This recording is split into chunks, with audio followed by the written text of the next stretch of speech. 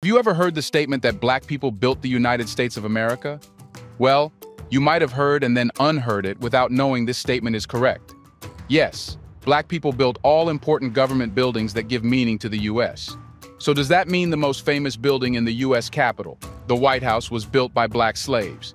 It's the place where the presidents of the U.S. have been living since America's independence. How true is this claim? What's the factual story? And what has been tempered so cleverly in history books?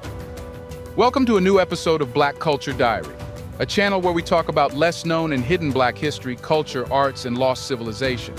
We scrutinize history here to bring the black culture back on the surface again.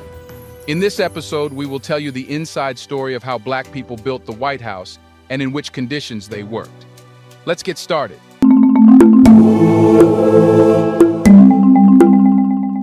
Soon after the U.S. gained independence, the struggle to build government buildings and create its own legacy started.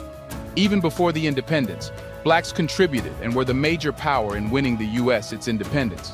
But after independence, state building was the job that had to be taken seriously. Everyone knew only black people were capable of doing so. At that time, slavery prevailed. Hence, black slaves were chosen for state building. However, that's not how it sounds. Instead of allowing blacks actually to build the state, they were forced to build government buildings as a workforce, having no say in the state's affairs. During George Washington's presidency, D.C. commissioners were given powers to construct buildings in Washington, D.C. The work started, and between 1792 and 1800, the White House was built. At the time of the White House's construction, slavery was legal in the United States, and it was common for wealthy white families to own enslaved people as a means of cheap labor. The federal government was no exception, and both George Washington and his successor, John Adams, owned enslaved people who were put to work on the White House construction project. Initially, the D.C. commissioners intended to import workers from Europe to fulfill their labor needs, but this plan proved unsuccessful. They soon turned to African Americans, both enslaved and free, to provide the bulk of the labor that would construct the White House, the United States Capitol, and other early government buildings. Despite being a little-known fact, enslaved and free blacks and only a few whites played a significant role in constructing the White House and other federal buildings. This contribution has been largely ignored, so much so that when First Lady Michelle Obama referred to enslaved people building the White House in her speech at the Democratic National Convention in July 2016, many questioned her statement.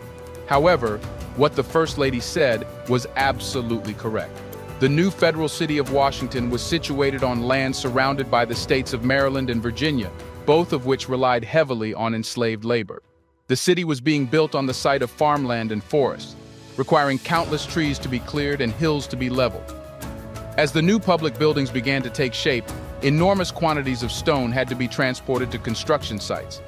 In addition to severe physical labor, skilled carpenters, quarry workers, and masons were also required. In that era, it was commonplace to steal labor. The White House's cornerstone was laid on October 13, 1792. However, labor shortages soon emerged due to a lack of free workers. Simple wages were low, and the rations and housing provided to workers were wholly inadequate to attract enough workforce. As the D.C. commissioners struggled to recruit laborers, they realized enslaved workers could help meet their demands. Hence, a barbaric and unfair trend was born. Federal officials would hire enslaved people from local slave owners to clear the land, cut down trees, remove stumps, quarry and transport stones, and make thousands of bricks. Their masters were paid for the jobs they did. To avoid creating a record in history, enslaved workers were listed by their first names and the names of their enslavers. The National Archives held records indicating enslaved workers were paid slave wages, typically 10 cents to $1.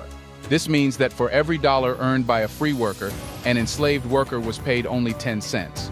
While the idea of enslaved people building symbols of freedom, such as the White House and Capitol, may seem controversial today, in the 1790s, it was not seen as a significant issue. This is because slavery was widely accepted then, and the new federal city was being constructed on land that relied on enslaved labor. Before we continue further, tell us, are you enjoying the video? If yes, please like and share the video and subscribe to our channel to watch more videos on black culture, history, civilization, and natural superiority. Let's continue now. But what work did the black slaves have to perform? In the early stages of constructing the city of Washington and the White House, skilled axemen were essential to clear the land and cut down trees. They needed to be precise in their work to create the elaborate network of streets and avenues that the city's plan called for. Fortunately, there was no shortage of skilled enslaved workers from nearby Maryland who were experienced in clearing land. They had been working on large estates in the area, where the owners relied heavily on enslaved labor. As a result, hiring these workers for the new federal city's construction was relatively easy. Next, black slaves had to transport the timber and stone from Virginia to the building site. Enslaved workers likely did most of the heavy lifting, often laboring miles from the construction site. The materials were hauled on heavy wagons, which would have been difficult to move without skilled workers. Enslaved workers may have tended to the wagons, ensuring the materials were transported safely. As the buildings started to take shape, many carpenters were needed to frame and finish them. Temporary sawmills were constructed near the building sites, and enslaved workers were likely responsible for sawing the vast amounts of lumber needed for this work. This was a challenging and dangerous job, but the enslaved workers were used to such labor-intensive work. They had spent their lives working on large estates, where they were forced to carry out physically demanding tasks for their owners. Once the buildings were complete, the enslaved workers returned to the estates they came from. This work arrangement was not unusual at the time, and early presidents being slaveholders made it seem ordinary. Enslaved workers were often hired out to work on construction sites or in factories, and they would return to their owners once the work was completed. They might have only worked for a single year or a few years before returning to the enslaved populations on Maryland's estates. When the White House and Capitol were burned down in 1814, they had to be rebuilt, and enslaved workers were used again during that construction phase. Determining the exact number of enslaved workers involved in constructing these iconic buildings is challenging. Still, the records show that their role was essentially hidden in plain sight for many years. Despite the record's existence, this work arrangement was not unusual at the time, and early presidents being slaveholders made it seem ordinary. But the question is, how did the federal government come to have black slaves? Historical records show that the enslaved people who helped build the White House and Capitol in early Washington came mostly from nearby Maryland. At that time, many large estates in Maryland relied heavily on enslaved labor, so it was easy for landowners to hire enslaved people to work on the construction of the new federal city. In some counties of southern Maryland, there were more enslaved people than free people. The D.C. commissioners responsible for building the city hired around 100 enslaved people, likely through established connections. One of the commissioners, Daniel Carroll, came from a politically connected family in Maryland, and it's possible that he contacted enslavers with connections to his family to hire their enslaved workers. Hence, there was discrimination in discrimination itself. What do you think about why they do not tell and recognize the black people's contribution to making the U.S.? Did you know black people actually built the White House? Let us know your opinions on what would have happened if black people and slaves had declined to build anything in the U.S. Would the picture be different in the U.S. today, or will there be in the U.S. at all? Do you want to watch more videos like this one? If yes, subscribe to our channel and press the bell icon next to it.